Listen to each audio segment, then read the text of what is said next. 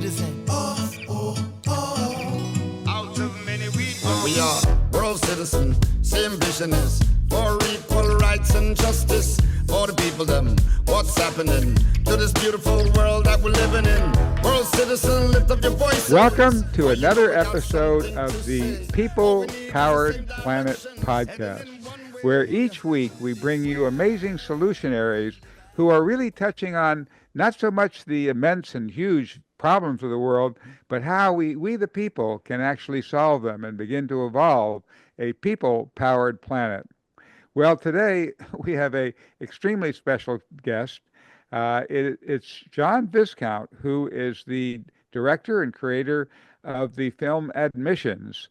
Admissions is, and in a moment we'll play you the trailer, it's a remarkable film that came to you, I guess, in the wake of 9/11, but it stars James Cromwell, and it's about a terrorist and the people he killed coming into a connection. Really touches on the terrible problems we're facing in the world, but in such an inspiring way that gives us hope. It's been it's received 26 international awards, translated into Italian, Spanish, Hebrew, Arabic. It was used by the Stanford Forgiveness Project to teach forgiveness in conflict zones. So it's a it's an inspiring film, and John is such a dedicated filmmaker, making things out of spirit, out of just knowing it needs to get done, finding a way to do it. If you don't have money, just go ahead and do it anyway. And so I want to welcome you, and thanks for coming to our podcast. Oh, it's a great honor to be here. Thank you for having me. One of the things that touched me was as we look at it, all the pain in the world, it can give us all a headache, a mind ache, as you put it. Tell us a little bit more about your journey from mind ache into wholeness and healing. Well, it actually started as so many things in this world start. It started with suffering. I went through a kind of a bad, broken family situation when I was in ninth grade, where my mother one day told me she was leaving my father, and then when he was at work one day, she took me away from my other three brothers. And then things got pretty dark at that point. He ended up suing my mom for desertion and won. So now my mom and I didn't have money. So we were really in a tough situation. And since I felt like I had to be a peace builder in this situation because there was so much more conflict in the family, I just started to kind of suppress everything. And then within probably 3 months of my mom taking me with my dad, I started suffering from something called cluster migraine headaches, which is a particularly brutal form of migraines, which comes in massive clusters. So over maybe 2 to 3 months, you could get 40 or 50 of these. And they were called suicide headaches because some patients would actually kill themselves from them. And I had these for a long time. I had them for 15 years, and no Western medicine could touch them. Euphorogenic painkillers, Cafragot, steroids, nothing helped. And it wasn't until when I was about to turn 30, I said, I've had enough. And I dove into spiritual teachings. And my first book was Thich Nhat Hanh's Peace is Every Step. And when I read that title, it all came like washing over me. I said, oh, of course, you have to be that mindful about your state of mind because it is really your most sacred temple, that in your heart. So I just started a lifelong, study of all the great teachings from around the world. And I eventually came to A Course in Miracles and great forgiveness teachings. And through forgiveness, I healed my headaches. And at that point in time, I said, wow, not only will this stuff heal emotional anguish, but it'll heal incredible physical anguish. So I dedicated my life to sharing those teachings any way I could so other people could benefit the way I did. Wow.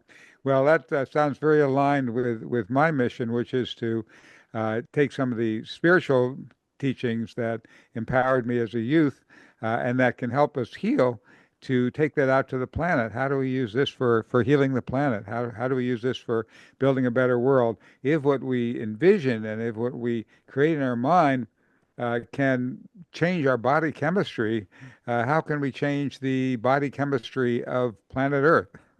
Exactly. That's it precisely. There's an incredible treasury of amazing teachings, and I think one of the challenges of humanity is actually comes down to poor content consumption. If you take in low vibration content, it's going to keep you at a low vibration for your whole life. But I like to take the highest level teachings I can find and put them in easy to digest formats so the person on the street who doesn't have time to study the way I do, they can get it and it can land as a seed in their store consciousness and germinate, and maybe later on in life they'll be the one teaching forgiveness. Hmm. Well, yeah, that's so crucial to put that into stories and movies.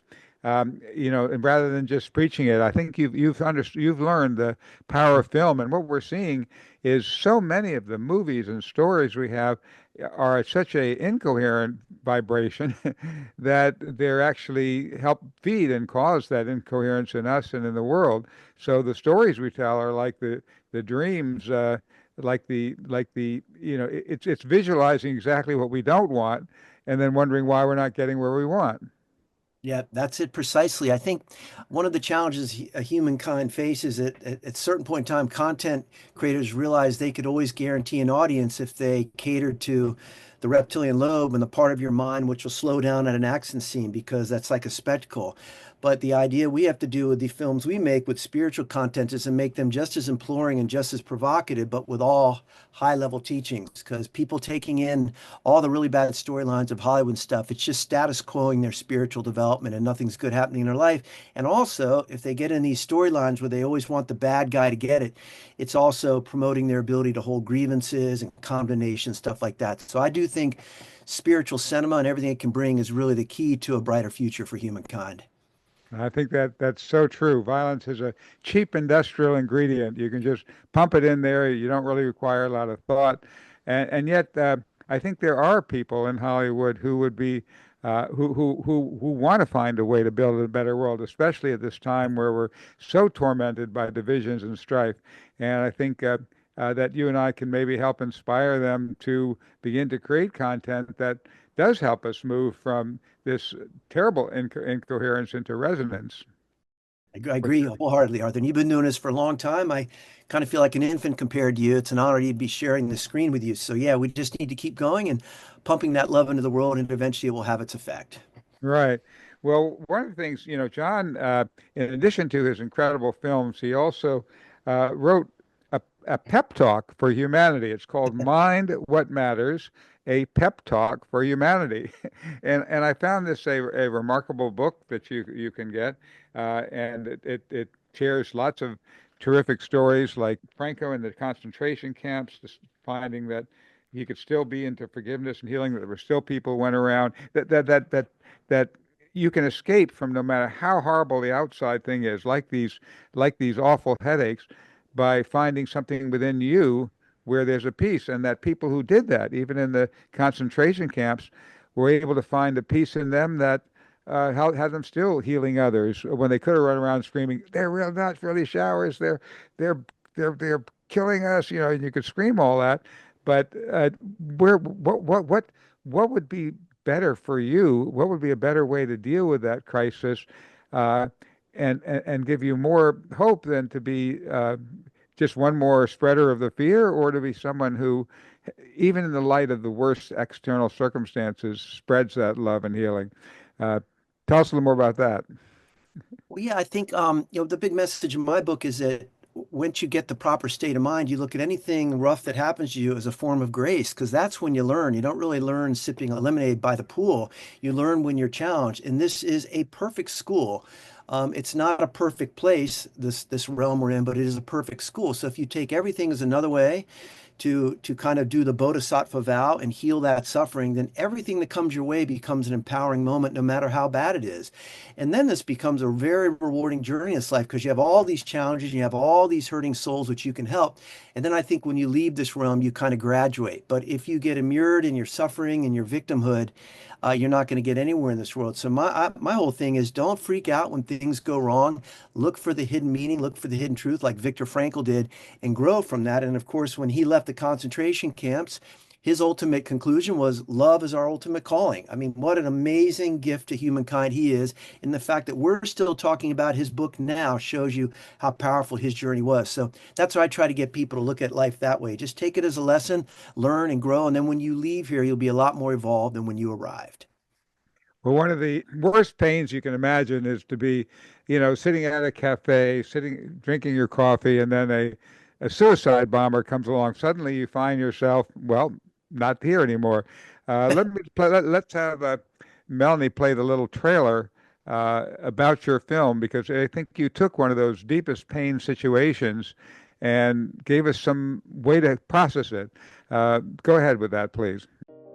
You were in a cafe in Tel Aviv, having lunch. There was an explosion. What if you had to face every decision you've ever made? Your beliefs are no longer important. Only the truth is. And the people they affected. Are we being judged? How long would the conversation last? Say whatever you want. Then you have the rest of eternity. Admissions is a transformational tale about the journey to see the other side. We did nothing to you. No Israeli is innocent. How could you put us with this murderer? Starring Academy Award nominee James Cromwell. The past and the future don't really exist. The only thing you need to be concerned with is right now. It's a story about the way we think. If there is a hell, he should go straight there. Ellie! And the worlds we create. In the 20th century, man murdered over 160 million of his fellow human beings for all sorts of reasons. Its purpose is to start a conversation that heals. I do understand the pain of losing your children.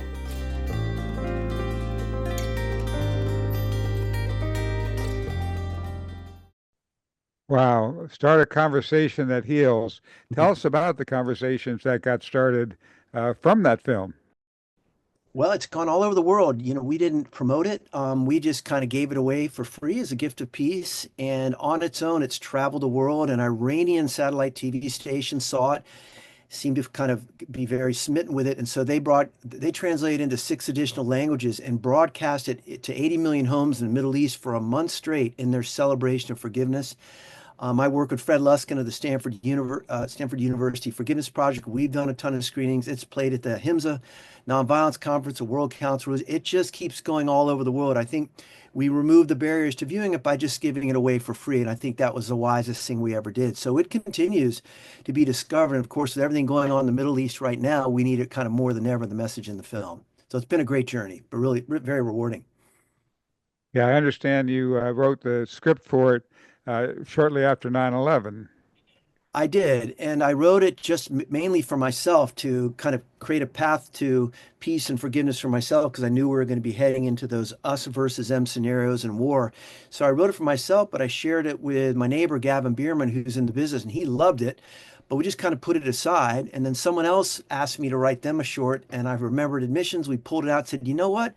10 years later, this is just as relevant. So we got it made. And I think, I try to put perennial teachings in my work that don't really age too bad, like they hopefully like fine wine. If anything, they get better and better, so they can last for a long time. And that film has kind of stood the test of time, and it hasn't been seen by all that many. There's still, potentially millions and millions of people who can still see that. And I do like doing it in a short film context, because then it doesn't require a lot of time, and it kind of has respect for people's short attention spans too. So it's been a great journey, and it's part of a Thought Stream streaming series I have called Thought Streams, which is a short film anthology series, which I have 14 other scripts written, which address big things like this: human trafficking, global unity, on. And they're all short films, because I believe in the amount of concentrated wisdom you can put in a short little offering like that and really accomplish a lot in a short amount of time. Well, there's another remarkable short film that you've put out, and that is not yet ready for release, just because you still have to raise more funds for it. But we've gotten the chance to see it in your pitch deck, and wow, it is incredibly moving. Tell us a little bit more about this next film in the series of healing films. Sure. Well, it addresses the destructive plague of the digital age, cyberbullying, which is destroying lives all over the world. It's far worse than traditional bullying. And it's called The Principle, and it is similar to Admissions, and it also takes place kind of in the afterlife, but this one takes place in the Bardo, and it is a principal played by four-time Grammy nominee Mickey Guyton, who moderates between a cyberbully and the cyberbully's tragic victim who committed suicide from all the bullying. And she walks them through all these teachings. And eventually they find common ground and end up unifying. And it's a powerful piece too, only 28 minutes long. And the great thing about that piece is when Mickey Guyton, she was an incredibly gifted songwriter, wrote her seminal song, Black Like Me, which she performed on the Grammys, she ended up getting cyberbullied incredibly bad for over a year. They were even like threatening the child in her womb and stuff like that. So she was really distraught from all that. But we were able to get the script to her.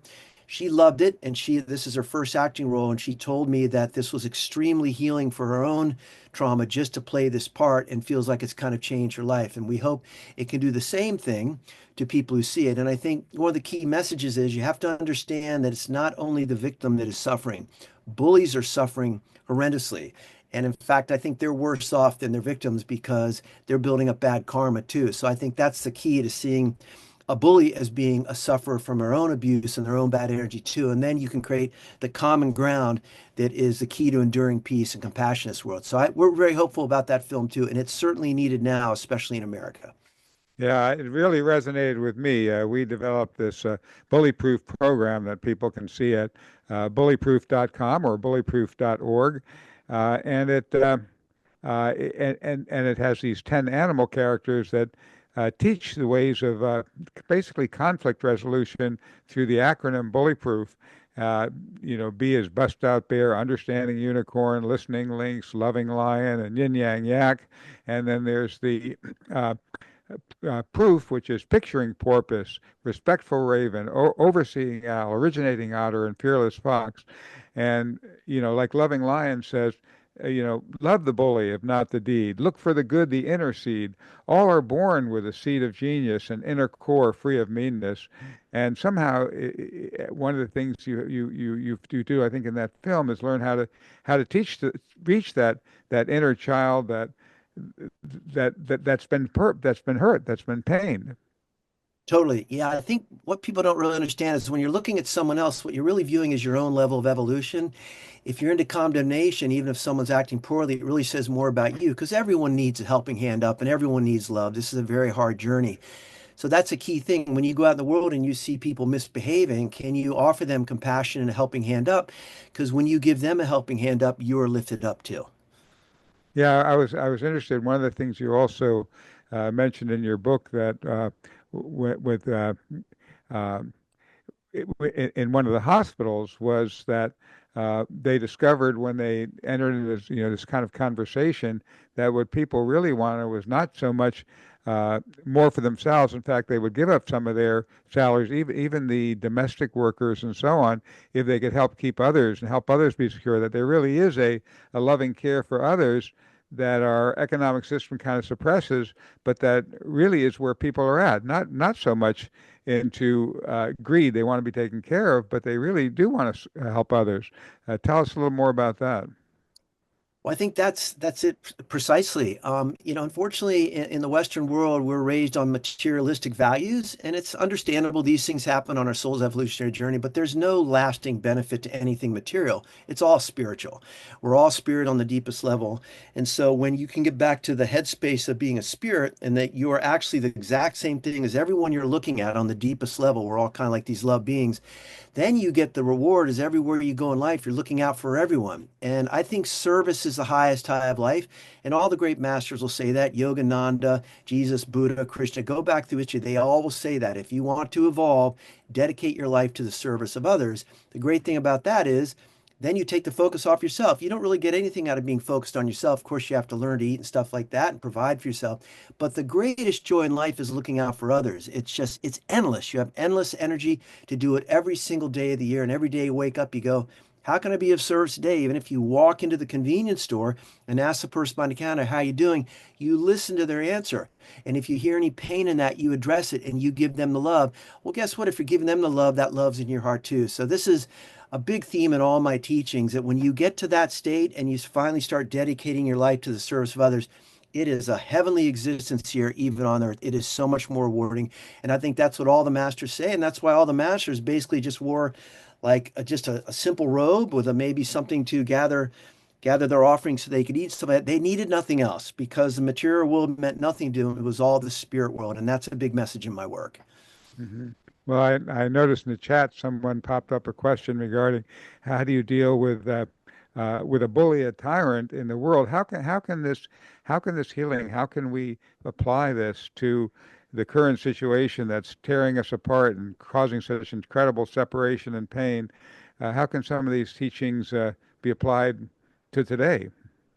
Well, I first wouldn't read too much news. You got to keep up with news, but news is meant to inflame you and to grab you in bad ways and spend a lot more time with spiritual teachings and stuff like that. But then when you come upon anyone, understand how deeply they're suffering. Probably the worst journey of all in this world is to be a narcissist and to never be able to take the focus off yourself. So if you can really work on this long enough, you'll actually eventually have compassion for these folks and really kind of feel bad about their poor use of their time on earth. Now, if you get into karma and all the Buddhist teachings, then you realize, wow, what are they doing for future incarnations if you go for that stuff? But even if you don't, in the here and now, bullies are having an incredibly unrewarding life. And most likely, they've had some horrible things done to them. There's been some love that they did not receive somewhere along the line. If you go back to all the big bullies in history, that's basically, you will always find out.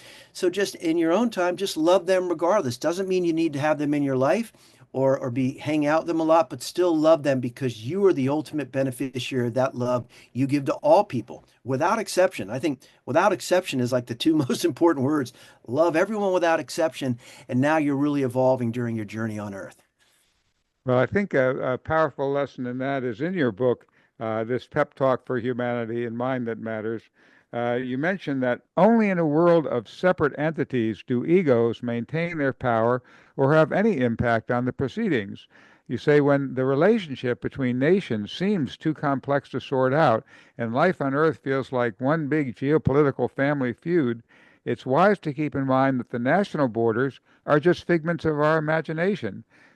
When boiled down to the essence, they are just one of the many tools that ego uses to maintain a world of separation and division.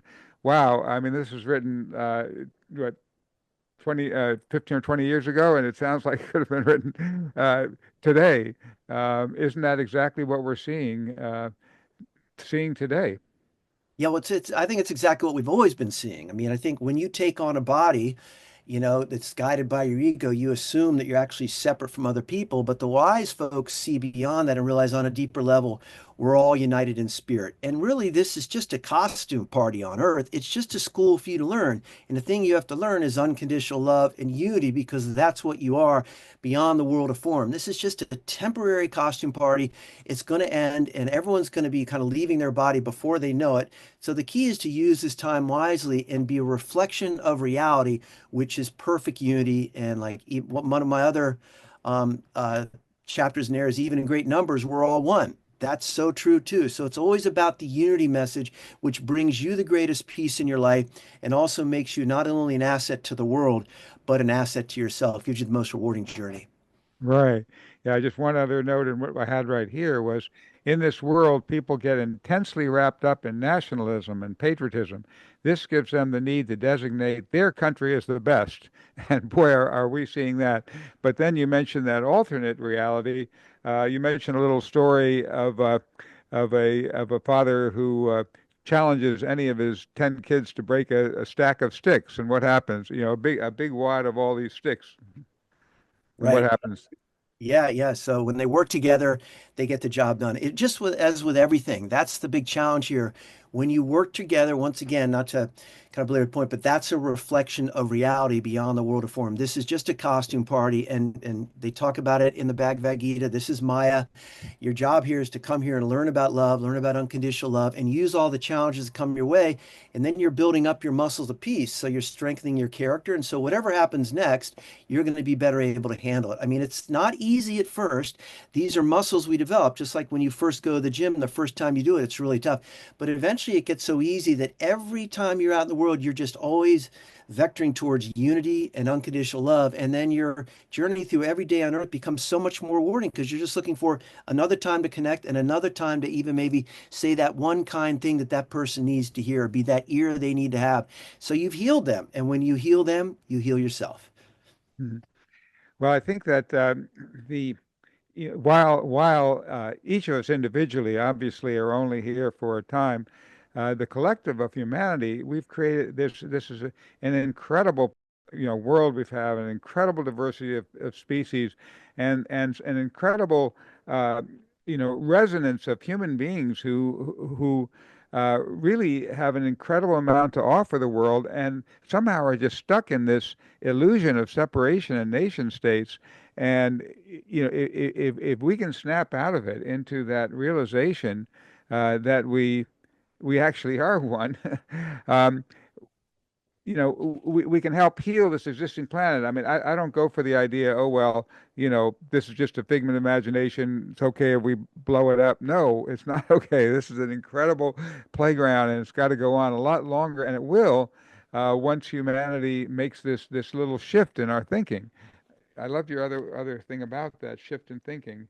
Today, make the decision deep down that humanity is my home team, and wrap yourself in the invisible flag that bears this message.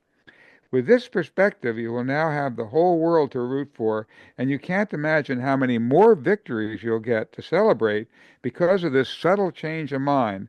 In fact, it is the subtle change of mind that gives to us the greatest victories of all. Well, that's exactly what the inspiration for our program, Gary Davis, the subject of our movie, The World Is My Country, said. He said that, as long as we're inside the nation states and we're trying to fight to change them, and we're lobbying for change, and we're begging and pleading these government leaders of these invisible imaginary nations. I mean, there aren't really all these lines on the planet. You can see it from outer space, but when we're inside that, these problems seem insurmountable. There's no way out.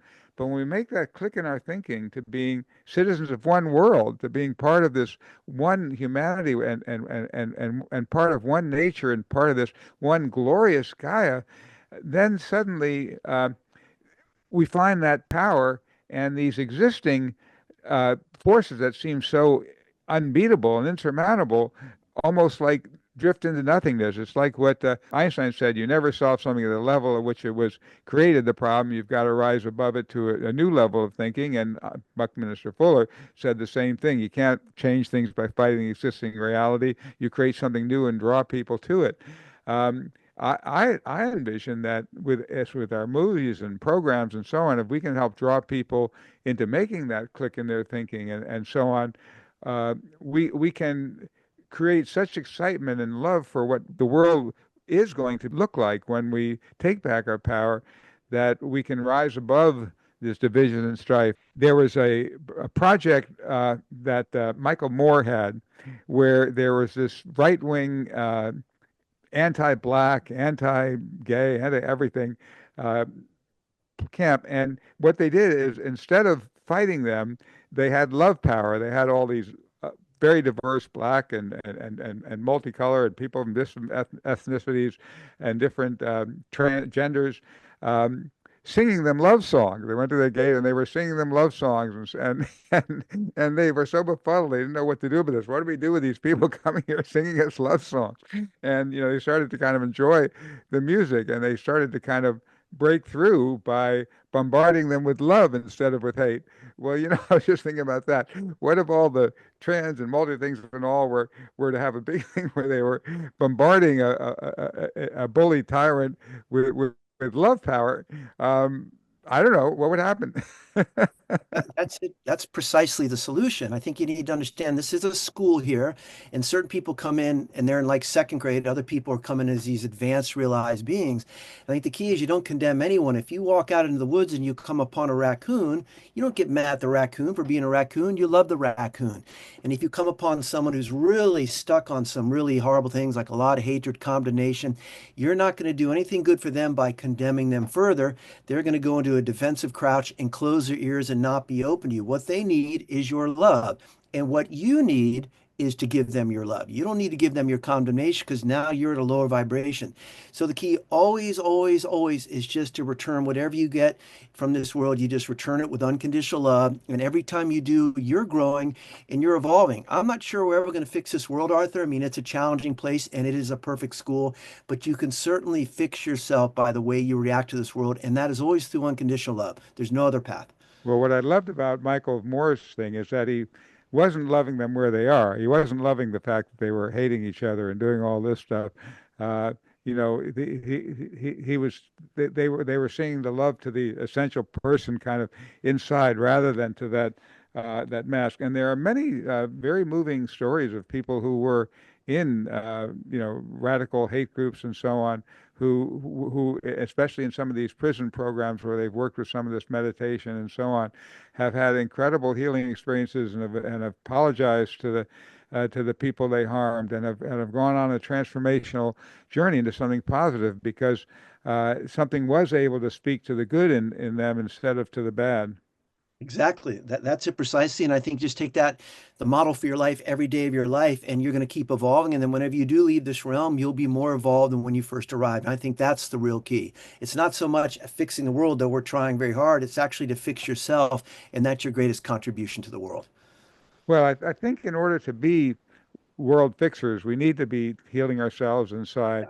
But then I don't say, well, you don't really need to fix the world. I think we do need to I think with that humanity is an incredibly inventive species, and we've invented these systems that are destroying us. We can invent new ones, and if we can get enough people having the inner power and that click in their thinking and the movies and stories that take them into that vision of a positive future and to get them excited about the reality of the world we can create, I think we can, in fact, change the world. I mean, that's the only thing that ever does change the world is both stories and people being dedicated.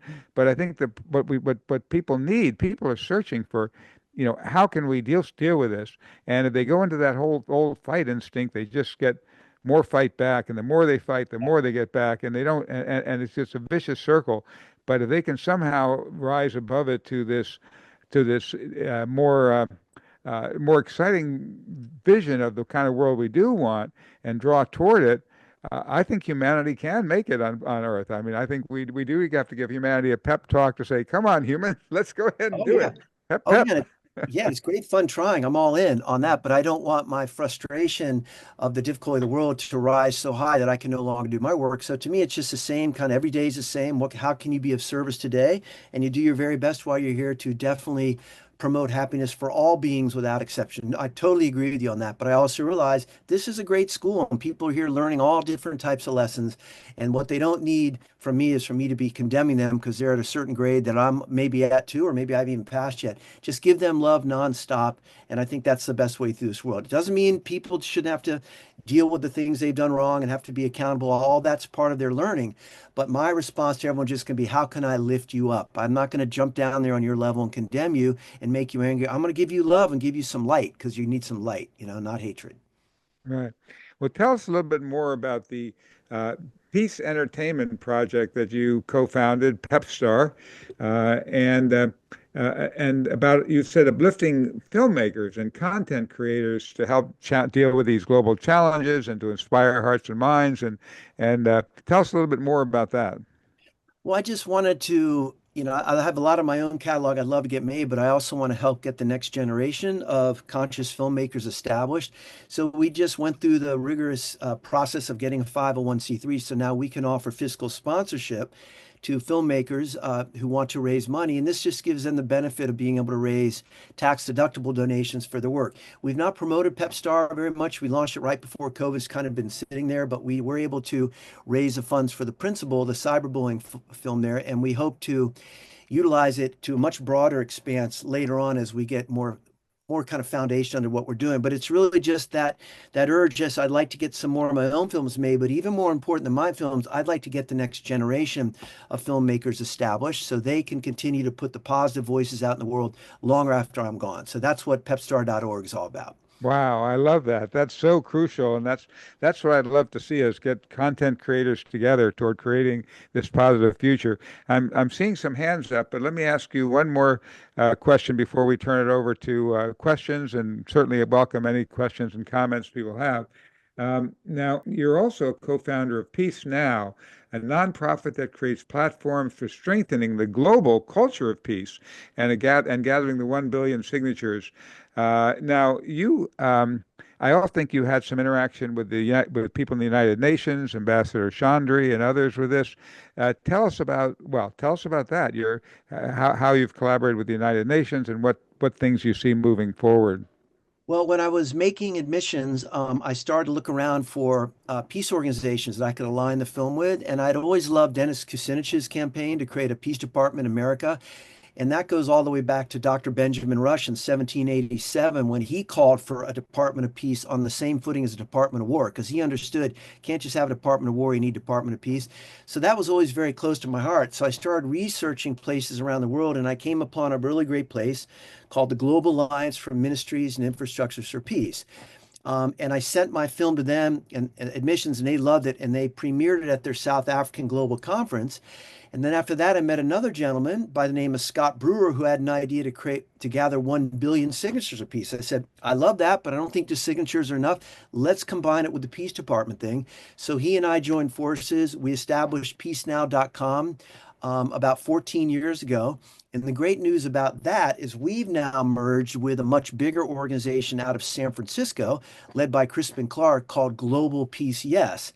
And they're taking our billion signature campaign. We're giving them our nonprofit, all the work we've done for 14 years, and they're taking it all on and building up to a much bigger exposure in the world. And we're also creating a Global Peace Yes app where we're now going to gather 1 billion verified votes for peace, which is a lot more powerful than just a signature. So it's a way to have a lot more kind of say in the world of events. But we're also creating a really beautiful app to help people practice peace every day. I'm going to have all my wisdom campaigns built into that, and we're going to be doing a lot of other stuff. So this has been the greatest news of my life to come upon Global Peace Yes. And one thing I want to say about that is they had their own idea to get 1 billion verified votes for peace. They heard about us, we met, and they were fearful we were going to say, hey, we're already doing that. And I said, no, we're joining. So it's a really great message for the world. Don't compete, join. And since we've done that, it's just been heavenly. And I'm just on cloud nine every day, walking around that all this work we've done at Peace Now has all this muscle. And these are Silicon Valley folks who know how to build global campaigns. So I couldn't be any happier that this is happening. I'm very grateful to Crispin Clark and Global Peace Yes and Scott Brewer, the founder of peacenow.com. Wow, that sounds thrilling. Sounds like just the kind of thing we'd love to connect with as well. And I love your whole attitude of just, give it away, and then it's like the magic penny. The more you give it away, you end up having more. Exactly. And so, fantastic. Well, let's turn it over to the question period. Thank you, Arthur. Oh my gosh. Wow, John. So you're in this school of life and you're doing so much. My goodness, you're participating so much, you're getting so much done. And the collaboration, that's something everyone can learn from. I think a lot of people are here and they like to, here's my thing and I'm doing it this way. And then for you to just do that, that's incredible. I want to mention to everyone, please, when you see admissions, right after that, go to pepstar.org. Know that the next one, the principal, is phenomenal. I was crying. It was so beautiful, so well done. It's the same kind of technique, and it's beautiful. It speaks. And the very last thing I'll tell you so much, John, because I'm a woman, I identify as a woman. The last thing in the principle was so important to me. And I thank you for the lessons during that short film. The lessons are incredible. They're there. And people, of course, they're going on their own journey, but it's so helpful sometimes to have teachers along the way in this school of life. And I feel like this world has a little bit too much harshness. In other words, we can still learn, if I have a splinter in my finger, I could still learn from that rather than, you cut my finger off or whatever. Let me learn from that splinter. Let me learn from that, please. Anyway, so thank you for your incredible work. It's impressive beyond belief, and your love. And let's say you don't feel the love for someone. I just have a quick question. You don't feel, the love is not coming. That person is making you so, the love, how do you want to start to express love to that person? What is something in your mind that gets you going to say, this person, I love you unconditionally? Is there something that you can, offer a little tip for someone you're like, Well, yeah, I'm a devout Buddhist. I study all paths of life, but Buddhism is one of my favorites. And the most important thing I've ever come across, there's so much in Buddhism, but it is the vow of the Bodhisattva, and it's something called bodhicitta. Bodhicitta is your desire to evolve yourself so then you can lift up all sentient beings and heal their suffering. And that guides everything I do. So if I come upon someone who's misbehaving or maybe sending me hatred, I just always revert back to that, because that is the greatest use of your time on earth. That's actually a golden opportunity to evolve and to be of service. And when you're of service to others, you automatically have taken the focus off yourself. And that alone is so healing, I can't even begin to tell you. So that's what I always revert back to. And every day is just another chance to serve. No matter what comes my way, it's like, wow, let's work on this one. And it's so joyful. And all the masters from Shanti Deva will say that's the most important teaching. And that is what's most assuredly going to get you to self-realization, because self-realization is basically the extinguishing of the individual self, where you're now in the unitive state. And so bodhicitta is the most important thing, and it's the guiding principle of my life. And I'm so grateful to the Buddha for bringing that out. wow. Well, thank you for that. And now let me go to questions. And I see Quanta will not come on camera, but we love you, Quanta. Go right ahead with your question or comment. Thank you. Thank you very much. I do agree that individual has to educate and condition themselves to be forgiving and having compassion. However, how do we maintain a secure society when we are forgiving and giving unconditional love without punishment, without consequences to rapists, murderers, liars, and cheaters, and thieves? So I like to know, what is your proposal to maintain a societal peace and tranquility? Well, thank you very much for that very wise question. Yeah, you still need the rule of law, and that's what makes this place such a great school. And when the rule of law starts to go away, you have big problems, and that's kind of what's happening in America right now. So that's one whole issue, and I'm a huge believer in all that. When people do things that are kind of incorrect, they need to kind of learn to pay for what they've done, so they learn. But in your own personal heart, that's what I'm talking about. Doesn't mean you have to condemn people. You can understand that kind of everyone's ultimate reward and punishment in life is just being themselves. So people are doing very horrendous things. They're punishing themselves because they're really misusing their time on earth, and there's going to be karma for them to pay for that. But so I am a big believer in the rule of law and a society that handles all the problems in a very clean, efficient way. So I would never go against any of that. I'm all for that. But in my own heart, I don't want to be jumping down to condemnatory levels, because then I can't do my service, because that's a great inflammation to bring to my own heart. And now all the service I want to do has been obscured, and I can't do it. So I'm always keeping in mind with every interaction, how can I be of service? Even when I read the news, I send love and compassion and hope that everyone will always be evolving, because that's what I'd want for all sentient beings, even the people doing the most heinous things. I hope eventually they'll be self-realized and can move past all the problems they're causing. Beautiful, beautiful. Great. Well, let's go to Chuck. Chuck, you're next. Go right ahead. Yeah, wow. Thank you so much for having this program, Melanie, and John and Arthur both. Wow. No, I'm really, really blown away. I mean, I'm surprised I haven't heard or connected with you before now. I have a long trail of my last peak was being elected to chair of the United Nations Association Council of Organizations here in Washington, D.C. And no, I'm connected to a lot of organizations, and surprised I haven't bumped into you yet. Anyway, the words you have used that really draw me in, one was unity. And these council organizations, there's three major movements: the peace movement, the environmental movement, and the economics and social justice movement.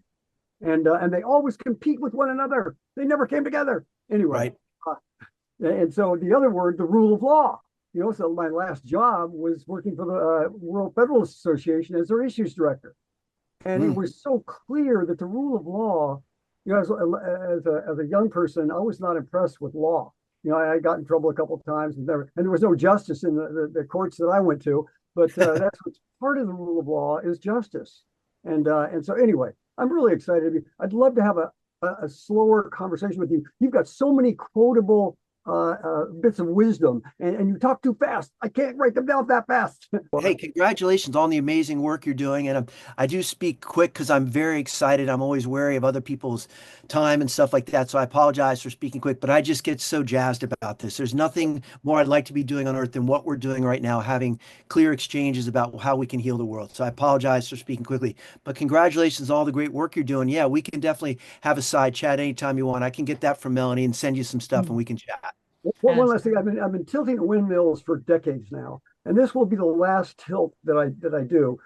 In about 430 days, the United States will celebrate the Declaration of Independence, its 250th anniversary, and I'm looking at this as a monumental possibility of uniting people globally in every community, because Abraham Lincoln said that document was for everyone, everywhere, for all time, and it provides the self-evident truths that we need right now. And to make things work. All people are created equal. And so anyway, I want to connect with you on that, and we can talk later. For sure. Thank you for all the great work you've been doing. Yes, thank you, Chuck. And everyone, remember, you can listen on any podcast player. The People Powered Planet podcast will have this edited version up by Friday on the YouTube channel. So now let's go to Jack for a brief comment. Jack, go right ahead. Thank you. Just awesome morning again. I'd like your help. I've worked in Rotary, and we've been working with ESRAG and Mediators Beyond Borders and et cetera. But I've decided, with my 8 grandchildren's advice, to roll it back to the individual. And so I've been testing for a month 3 questions. What is your greatest challenge to being peaceful, personally? Never mind the world. And second, when they tell me that, which is deep, they speak for thousands, if not millions of people with what they say. Second, I say to them, what win have you had in the past 30 days to make you more peaceful, to give you more peace? And they tell me. And the third question is, what will you commit to fix or improve to experience more peace in your life? What I'm trying to find a way is to, those 3 questions, when hundreds of people answer them and then people review them, inside there is, the person says, that's how I feel. And then they see how somebody created a win for themselves, and they say, I want to try that. Or they see what somebody will commit to, and they'll say, I need to commit to something to become more peaceful. And so what I'm trying to figure out is the way that those 3 questions can resonate and be there for others to read others' testimonials around their individual peace and the way they see wins and commitments. And I think there's great help. And when one person's peace improves, it improves the family. And then it improves the business people. Then it improves in your community. And ultimately, hopefully, it radiates out personally to everyone as we go forward. And so if you could help me understand how I might best have that in a forum somehow there. I know there's Instagram and different things. So what's the best way to maybe push this out so others could get benefit from reading what others have felt and what others are doing about their own level of peace? Thank you. I think that's beautiful work. Congratulations on that. I'm not really sure what would be the best forum for that. It's interesting with Global Peace Yes, we're creating a Global Peace Yes app, which is doing exactly what you're doing, which is going to have these peace prompts to get people to respond, and then it's going to be shared with the community. So maybe we can be in touch with that, because maybe we'll get some of these questions incorporated in that, because our whole goal, Global Peace Yes, is to teach the world that global peace comes from inner peace. So your most important work on earth is to make yourself peaceful, because we're all connected on a much deeper level. So I wouldn't really know where to tell you to send out those things, but we can maybe keep in touch as Global Peace Yes comes on, because we're doing exactly what you're doing. I'm a big believer in getting people to contemplate peace in all the ways you're doing. And this is going to be an app which eventually will go out all over the world. So maybe we can chat more about that down the road. We have a ways to go, but I do congratulate you on your work. I think to get people thinking about that is just absolutely crucial. So way to go. Wonderful. That's beautiful, Jack. That yes, the connection, and then app coming up. Very excited about that. So that's great. And now we'd like to go to Sutithi. Now you need to correct me saying your name. Go ahead. Thank you so much. And I am Shruti from India, Kolkata, from Rotary International District 3291. And it's a pleasure to be here. So good evening, good morning, good afternoon. It's good night here in my country and good morning in your country. But it's incredible the kind of discussions which you are having, initiating on global peace. So I just would like to say that life is what happens when we are making some plans. And what happens is healing process happens when we are accepting things that we cannot change in our life. And we have to accept that, and that's how the healing process starts.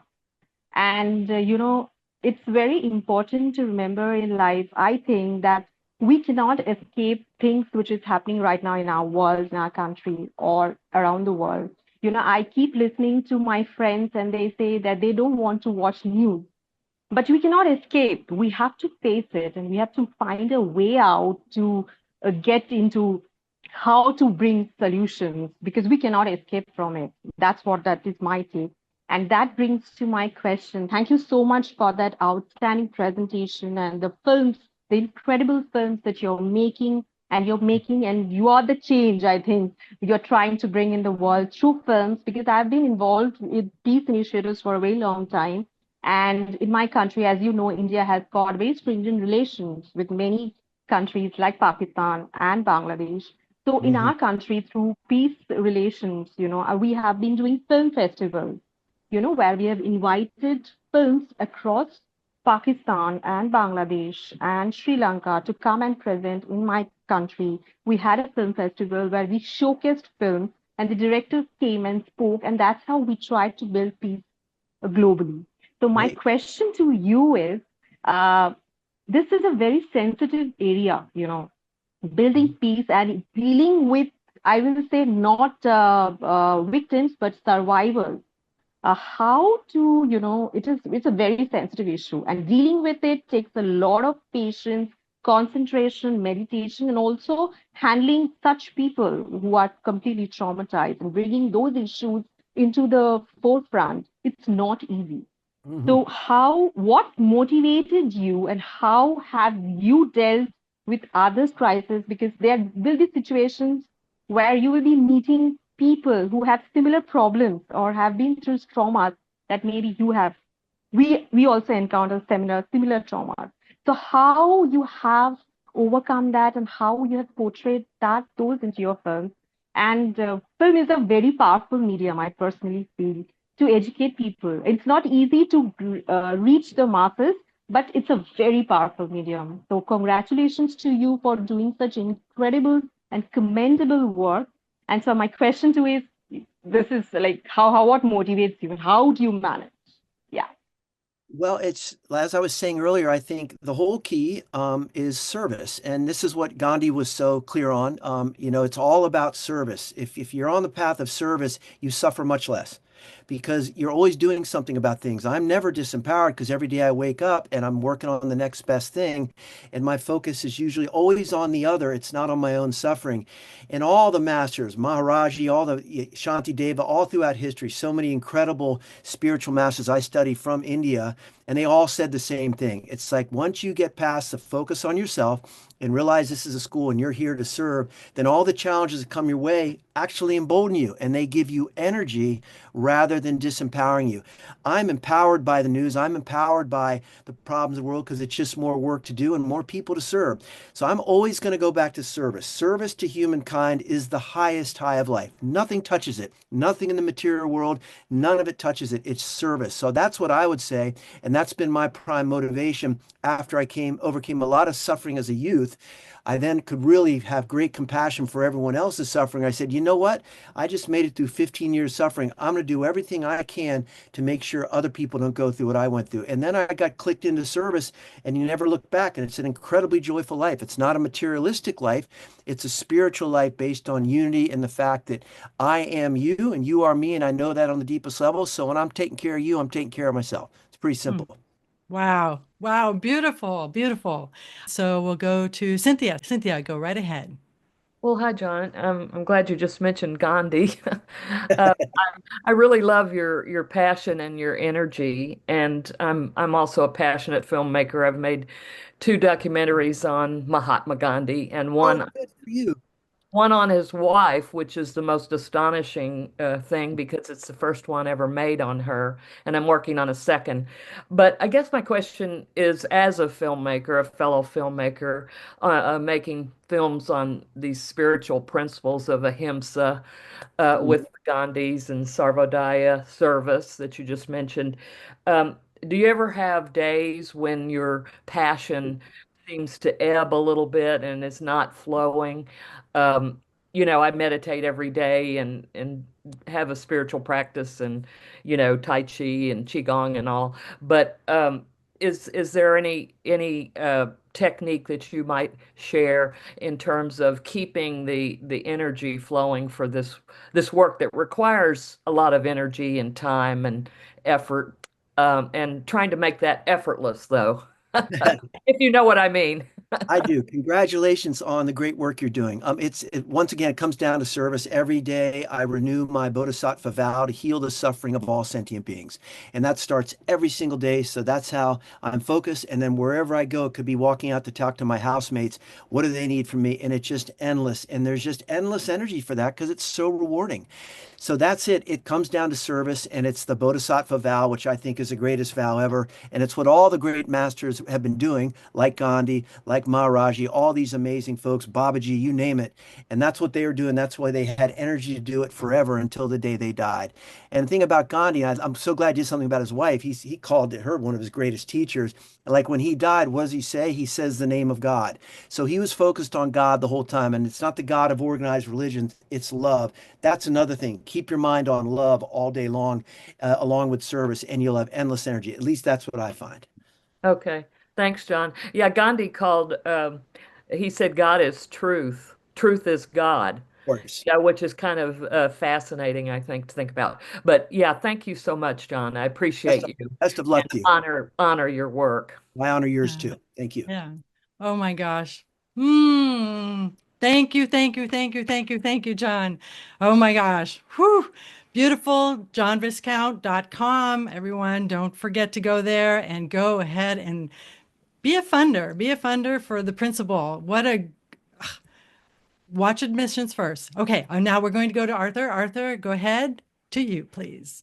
Wow, thank you, Melanie, and what a fantastic group we have here today. So thank you, everybody, for being a part of this, and we're thrilled. Now, I do want to urge everybody to please be a subscriber to our program. That helps keep it going. Go to theworldismycountry.com and click on the podcast button and sign up. Then you'll get all the announcements and you'll know about what we're doing. I hope everybody here does that. We do have a free program, but you can also sign up for a free trial for the paid club membership, and then it's only $10 a month after the first 2 free months and cancel anytime. We'd love to have you do that. That way you become one of our supporters. And Richard Denton, by the way, has been doing such terrific work with Rotary around the world. And speaking of Rotary, one of the big things coming up has been our mega meeting collaborations. I do want to share my screen about the next mega meetings coming up and about the whole collaboration with the Carter School. If any of you missed the incredible program we had shortly after Jimmy Carter passed away with the Rosalind and Jimmy Carter School of Peace and Conflict Resolution, please do watch that. When you go to the website and click on the podcast, you'll see the replay there. Very, very inspiring. Well, to share my screen here a minute, I will show you what's coming up. What it is, the Jimmy and Rosalind Carter School for Peace and Conflict Resolution is having a whole week of extraordinary events. well, you can look through all the things they're doing, but our events are on the 15th. On the 15th, as you can see, there's working on COP29, building a climate of peace, compatibility and tension when promoting sustainable development and sustainable peace, science, diplomacy, and peace building, negotiating skills workshop, a book talk about chimpanzees, war and history. But the one that we're doing with our mega meeting is building bridges for peace. You got to be bully-proof, which gets right into this cyberbullying and other issues. And what it is, it's a inspiring conversation with the Rotary Peace Fellow Arthur Romano and the Baltimore Peace Camp founder Nawal Rajeh on building bridges for peace, an innovative urban peace building program. And they're working on creating safer communities and so on. And so we're going to be talking about how, the Rotary International President has offered to do a little intro to it.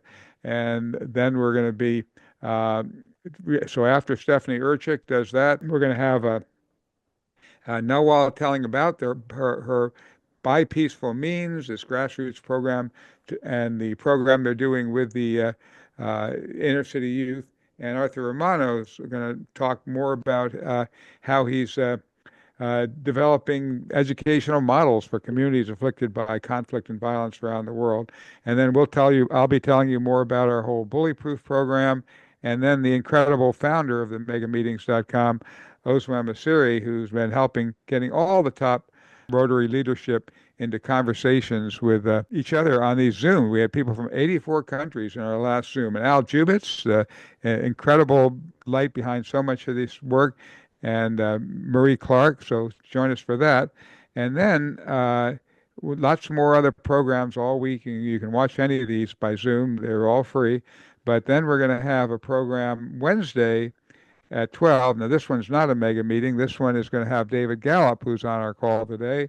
And we're going to show the actual television version of The World Is My Country. That's the abridged 58-minute version.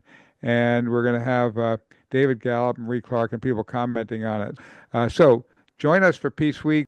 Thank you. Thank you, everybody. And come back. I see David Gallup has his hand up, so let me ask David to take a moment. John, so nice to meet you. It's amazing what you're doing to share and spread love, and to do it internally within us, and then that will expand to the wider world. Just to say that also at Peace Week, World Service Authority sponsors World Citizen Clubs, Student World Citizen Clubs. And in addition to the events that Arthur mentioned, the Student World Citizen Club at George Mason University will actually have a booth at an event which will focus on how to use social media to resolve conflict. So I'm excited about that, to share that too. Thank you so much. Thank you. Thank you. Thank you. Yes. Thank you, David. And, David, of course, has been carrying on Gary Davis's work.